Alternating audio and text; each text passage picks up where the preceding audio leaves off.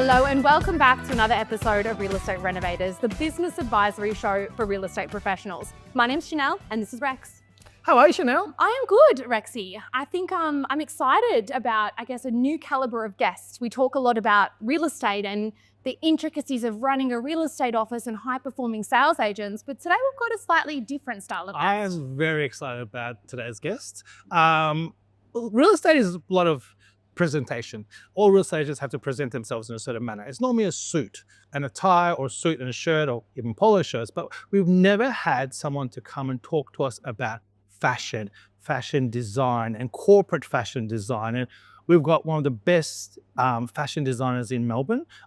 He's been in the industry for 17 years or plus, I think. And surprising or interesting, he didn't start as a fashion designer. He started as an accountant at PwC, went on to marketing at L'Oreal, and then set up his own brand. And now I know a lot of agents, a lot of our previous guests he styles them. I had the privilege of going to his showroom recently.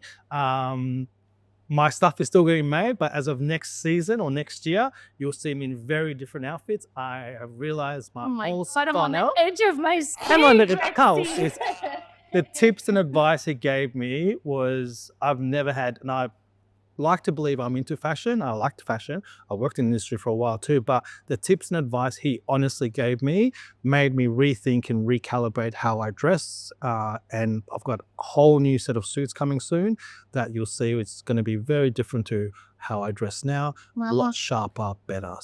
Well, if it's coming from the suit guru, no, this guest is going to be incredible. This is the suit guru. Would you like to introduce? So I'll let you do the honors, Rexy. Godwin Hili, founder and head designer at Godwin Charlie. Welcome, Godwin. Thank you for having me, guys. Thank you so much for being a part of this episode and sharing a lot of your wisdom with our real estate community. Let's start, Godwin. Rex mentioned you started as an accountant with PwC. Let's touch on your story. Yeah, so I was 19, fresh-faced out of uni, actually out of high school. Out of high school, and had an opportunity, a bit unsure as to what I wanted to do as a career. And I thought a business degree merged with an opportunity at a top 4 accounting firm would put me in the right position to make better decisions. So I spent a couple of years at PwC, left that realizing that I had a desire to live more of a creative lifestyle. And my sisters and I started a performing arts school in Williamstown, not too far from here actually. And that kind of spurred and motivated me to find my own purpose and my own why. And a stint in advertising at Publicis Mojo, and I worked on the L'Oreal account, continued to kind of feed this desire to be creative. I was around creatives all day long, and I thought, wow, what is that thing that will get my juices flowing, And look, I was always tapped on the shoulder by friends, family, wanting style advice. Naturally, it was something that came to me. Mum was a dressmaker growing up. Dad had a pretty cool wardrobe that he hoarded and held on to, which I used to fit into really well. And that became the beginning for me. The Charlie in my brand today represents both mum and dad, my father, Charles, and mum, who was the dressmaker. And I guess the reason why I am so fussy about how things should fit these days. But if it wasn't for those days, those early days at PwC, where I actually met the son of a master tailor who had a tailoring workshop in Collingwood, I wouldn't have been able to experiment and discover my passion and my life's work now. I love that. Can I start, Godwin? What is your general impression of the real estate community and the choices in what they wear?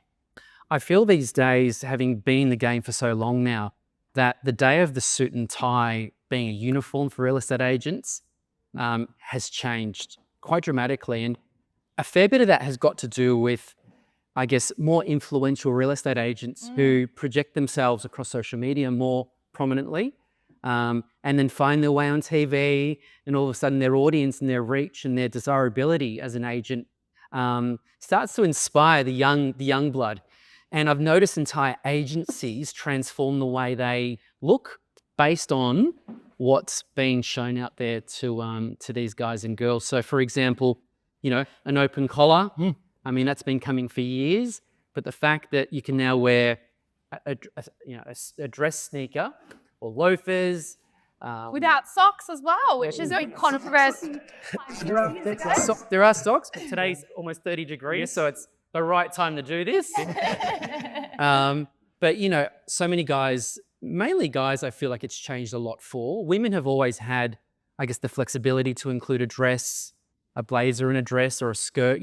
I still feel like women are holding firm with a lot of those silhouettes, especially the high-performing women. They still want to look tailored and strong and powerful, especially in a male-dominated space. But the men have really embraced being a bit more casual, and they're now dressing for their audience. So if they're selling property out in the West, they're toning it down. Yeah, they don't want to overcook it or seem like, they're making too much money, or that they want to connect more and be more, I guess, engaging with their clients. Whereas down the Sandbelt, your Brighton boys, they're all a little bit more flamboyant. They all sort of maintain a personal brand that is really upmarket and luxurious. So I consult men, especially men in that area, on what would fit not only in the industry, but for their personal brand. Speaking of fits, I've learned so much doing my suit fittings with you. Can you share with the audience, how should a suit fit? Because there's so many people wear big, small, etc. What should a suit fit like? I think fundamentally, for yourself, if we use you as an example, a broad-shouldered, big-chested, small-waisted, strong thighs, you're almost like a Gorilla. Thanks. I've dressed a lot of athletes over the years, and Too kind. your shape is reminiscent of that, where you've got the strength up top, the strong core, which is tapered, and then the glutes and the quads, which are quite developed. So in your case, we want to make sure that nothing looks too tight. Yep. Right. And these days, menswear is becoming a bit more relaxed. Not so much in the sense that we're turning up to work in trackies, but it's not about skin tight anymore. Okay. And if a clear way to see if it's skin tight, if you look in the mirror, if there's any tension across the garment, and what I mean by tension, horizontal lines, diagonal lines, meaning that the fabric's under tension, well, then it's clearly a little bit too tight.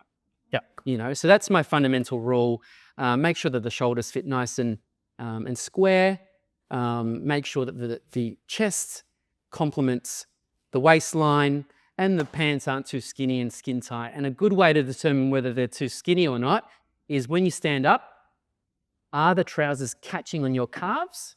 If they are, then they're probably a bit too skinny for your body type. Should we do a live demo? Are they catching on your calves, Rexy? At the moment they are. I feel like all my suits don't fit me, but I've now found Godwin, and as of next season, you'll see different suits. Wow. But you know what? Like, they're my rules. And when you do shop off the rack, meaning you're not having something custom made, which is what I specialize in, unfortunately, sometimes you have to compromise. And if you don't know, you don't know. Yeah, of course. And some guys who are athletic appreciate the fact that the garment is skin tight. And it's part of my job as an expert when they come to me is to educate them on what the right fit is. And if they're adamant that they want it to fit a certain way, well, then I'll guide them to a point. We won't argue. But at the end of the day, I have paying customers, and I'm not here to interfere. We had this guidance. We had this conversation about my arms when we were fitting our suit. Not this suit, but the one coming. But I feel like the reason for your fit requirements is a genuine reason for being. Like, your concern is that you don't want to look too square up the top. Through the body. And I think accentuating your waist is really important. And I think having an athletic tapered arm without it being too tight is the right way to fit. Oh, thank you. Can we talk about off the rack, made to measure and bespoke? Yes. Because I didn't realize there's such a big difference between the area until you educated me. Can you help with the audience? Yeah, absolutely. So most people would be familiar with off the rack. Off the rack is purely classic retail. Walk into a store, they have a range of sizes. You find your size, you put it on. If it's close to fit, great. If it needs some altering, they'll send it off to get altered. Within a 3 to 5 day turnaround, you have a suit that hopefully fits you well enough. That's off the rack.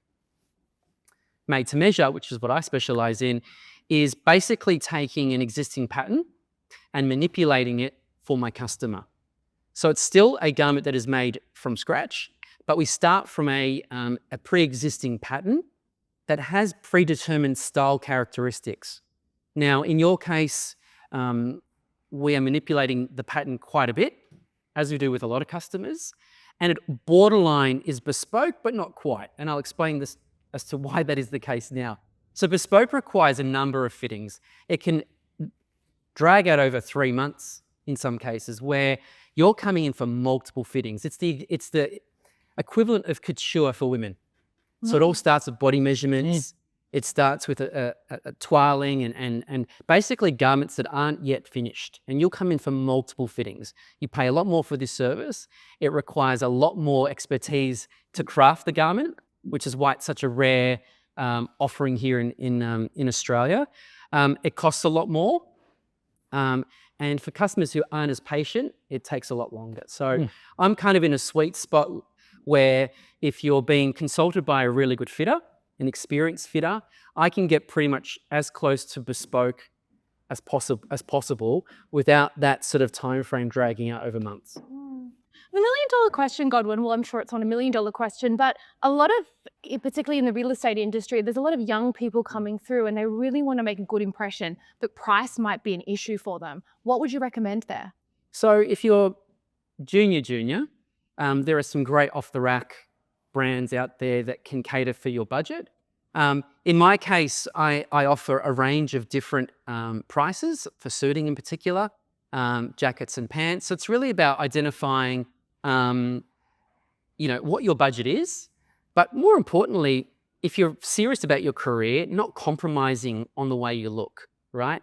And if you come to a place that cares a lot about you and what you're trying to achieve visually, well, then you can't pay for that, So I think if you're a junior and you're starting out, maybe invest in a couple of off the rack and maybe have that one special piece that may be sponsored by your senior at your agency. Negotiate that into your contract. It's actually quite common. It's actually quite common for like a primary agent or the principal agent to see the potential of a young gun and say, do you know what? He or she deserves an experience to help them feel extra special when they're out there being a real estate agent.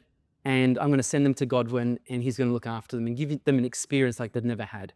And generally that sets the tone. So it ends up being a motivation for them to succeed so they can afford made to measure or...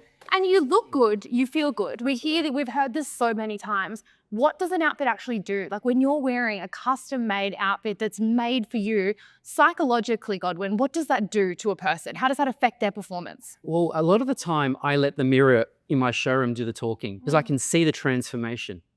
Even that experience, you've had it yourself. I've experienced it. The experience of coming in, literally having your hands held and walked through the entire styling process. Like it's what celebrities have when they've got wardrobe and stylist departments. We offer that and we can offer that. So it starts with the fitting.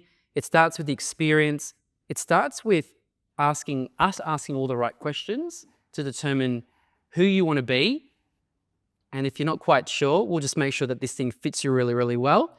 And we're sort of clothing you and draping you in a beautiful garment. So a lot of my top performers, and I look after some of the top 10 real estate agents in the country. A lot of our previous guests have been dressed by you. Absolutely. They lead with how they present. We had an incredible guest on, Mr. Matthew Pilios, and what I said to him was what people don't know about real estate is that when you're going into a listing presentation, you're selling yourself. So you need to look the part. You need to, like when you're not necessarily selling your brand or selling your service, because every real estate agency runs a very particular similar service. They list the property, they run a marketing campaign, et cetera, et cetera. The point of difference is you as an agent and you're selling yourself. So when you're in the right suit or the right outfit and you're exuding power or whether it's a west pocket and you're exuding professionalism, it can play a really big part in your career, the public perception of you from what you're wearing. Can you talk through a situation or a client that you've had that you've seen some form of transformation? Pilios, is dressed. I'm not surprised. I didn't know that. I wasn't. It This is incredibly well dressed. He is, and he cares a lot about how he presents. And Matt is someone who is quite memorable. Like, people recognize him because of the way he dresses, and His brand as well. absolutely. And he does things his way, and that's why he's number one in Victoria, I believe, still, and probably top 5 in the country. Like, the man owns the way he looks. It's not for everybody, right? And that's okay. That's why he comes to someone like myself, who really curates a wardrobe for him, for his personal brand. And I remember fitting Matt years ago, when he was making his way up the ranks, and his choice of fabrics, the way he wants to present, it's become more consistent. So I know exactly the books to go to for his next look. When he has a special speaking occasion, I know exactly the right books out of Italy to extract inspiration from, and I just present them to Matt. He goes, "That's the one." I love that. Yeah. It is a personal brand. It is. Rex Yeah, I is think a what very you good, were- you're a good example of that, Rex. So, anywhere that Rex goes, he's going to be dressed to the nines. It's part of his personal Well, brand. my whole dressing will be changed thanks to Godwin very soon. The new suit you've got making for me as we speak is going to be I'm really amazing. excited. Do you also do female? I definitely do, and have been since day one. Look, I actually get a great thrill from dressing women, because let's admit, harder to please, I don't know what you mean. So what do you mean? because the female body is quite different to the male body. Absolutely. Men are quite straight up and down. Putting Rex aside, men I am straight. men aren't generally, they don't throw too many curves at us, literally. Yeah. Whereas women really find it difficult, especially post-children. A lot of the women I deal with are executives who are career women, and they've had that small break in the middle, 1, 2, 3 kids, and they want to come back into the workforce and still maintain that level of executive and that same level of power that they used to have when potentially they were maybe a size or 2 smaller. So it's up to me to kind of work with their shape and bring out the best in them, so that they feel as confident and as excited to tackle the day like they were when they were in their 20s. Makes so much sense. You mentioned that the traditional sort of suit and tie is being phased out. Do you think that was a result of somewhat phased out? Yeah. Is that a result of the pandemic, do you think? And where do you see the future of the corporate wardrobe going? Absolutely. The pandemic has had a lot to do with the way the corporate Australia, or the world, has changed, and I feel like it's here to stay. But what I feel like people do very well in some cases and some not is they dress for their audience. So if they need to look extra professional, they'll come to me and they say, "Look, I need a boardroom suit. I need a jacket and pant for the more relaxed days," so that the wardrobe is more curated rather than it being 3 navy suits and 2 charcoal suits. Yeah. The wardrobe, I like to say, is versatile, and you can literally wear it across 7 days rather than just for your working life. So I believe that people find value in that. Even wedding suits, would you believe, a lot of grooms these days want that special one day of the year, or one day in their life, hopefully, suit to be something they can wear afterwards. So it's really about versatility and getting the most out of their wardrobe. Makes a lot of sense. What about color? And the first person that comes to my head when you say the word Donald Trump, you think red tie, red hat. What does color, like what sort of colors represent certain things in a wardrobe? And if you're wanting to exude power, is there a particular color palette that you would recommend, or talk us through colors in fashion? I feel like I leave that up to the individual. I think the days of wearing a red tie or a power tie, like I don't remember the last time I had that conversation. I think people want to feel confident. They want to feel empowered. They want to feel good. And whatever that looks like in their world, then I will cater towards that. But definitely when I was a young pup at PwC, it was about that, charcoal suit, the black suit. Like, we all wore black suits every day. These days, people are either wearing them for a wedding or for a funeral. Literally. I have some older clientele that say, who are in their 80s approaching 90, who would say, "Look, I need a suit that they're going to bury me in." and it's typically black. You know, It's it sounds morbid, but yeah. these are the conversations I have with clients. When you talk about powers, if it's not ties, what about particulars like lapel sizes, length? Is that playing to it? I think fit in general, if the garment fits you perfectly and it meets all the criteria that makes your physique look its best, then to me, that's confidence. To me, that's power. Yep. For gentlemen like you who are broad, you know, a lovely broad lapel, it's probably about 13 centimeter, maybe approaching 14 centimeter lapel, that does say, I'm confident, because not everyone can do that. And not everyone will do that. So I think, you know, for guys like you who wear ties every day, I think as long as the fit is on point, you love a three-piece. I mean, you're probably in the 0.000 Probably 1% of especially on 29-degree days. that do that. But guess what? It's memorable, and that's your brand, and that's what I remember you by, even though you might be cooking under there. I can feel it. I'm getting secondhand sweat from it. Just kidding. The future of fashion. You look at some of these, you know, eccentric characters like Kanye West introducing, you know, the shoes of all sorts. Where do you see the future of fashion going? The future of fashion. I feel like the more that you can be clear on your personal brand and what and how you want to project to the public, irrespective of what your career is. Let's talk real estate. I think as long as you're clear and you've got someone in your corner, otherwise known as a stylist or a brand, or someone that you trust, could be even your partner that's guiding you. Yeah. As long as you're clear on who you want to be, then chase that. And I think that's the future. The future is in what makes you feel good on the inside. The days of cookie cutting a uniform, they're long gone. Yeah. So I feel like if you're clear on who you want to be, that will come through in how you dress. So you have to really know yourself. Yeah, so You have to know yourself in order to know your style. You can't just wing it.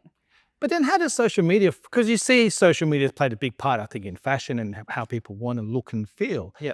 But then to stay with your own style, and when you see something on social media, how does your firstly, what's your impression on social media and fashion? Yeah, so social media does two things. It inspires. So the good, I guess, think of David Beckham. He's a good one. He's a good one because he's classic. He's consistent. The world pretty much follows his trends. If he goes and wears a yellow jacket tomorrow, guess what? Brands are going to be making yellow jackets. Young guys are going to be wanting yellow jackets. There might even be guys wanting to wear yellow jackets on their wedding day. He's so influential because he's got such great taste. His partner has such great taste. And as a brand and as a style brand, you know, they're great people to emulate, you know? So I think celebrities are really a good indicator for... But would that be, sorry to cut you off, but if you're going to emulate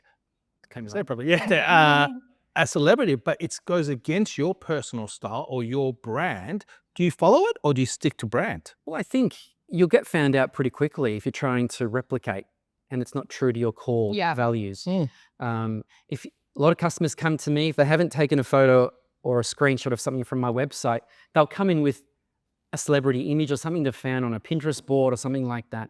And I generally know who it's on, even if the head's cut off. And I also generally know where I can find a fabric like that, you know. And I'll gently guide the customer in terms of fit, in terms of the overall look and the aesthetic to be in line with that customer. Now that's me, right?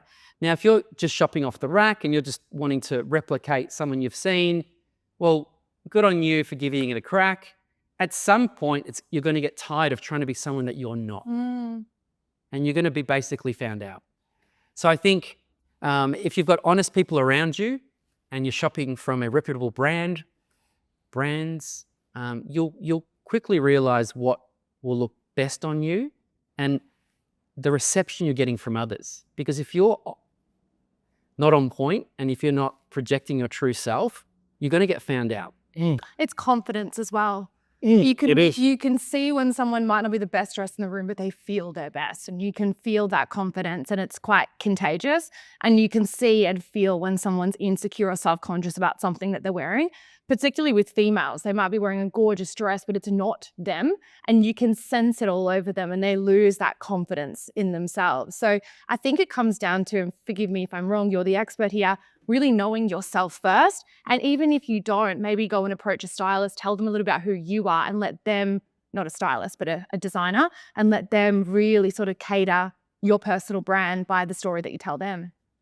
Exactly. And my tip, if you haven't listened or retained anything from today's conversation, it would be create what I call, and what the industry would call in any creative space, a mood board. And you literally do that by screenshotting things that you like, right? Visiting a Pinterest, creating a board that you're attracted to, and then taking that to an expert and saying, look, these are the things that I like, right? It might not be one person, it might be 5 different people, but that helps experts like myself get a feel on who you are.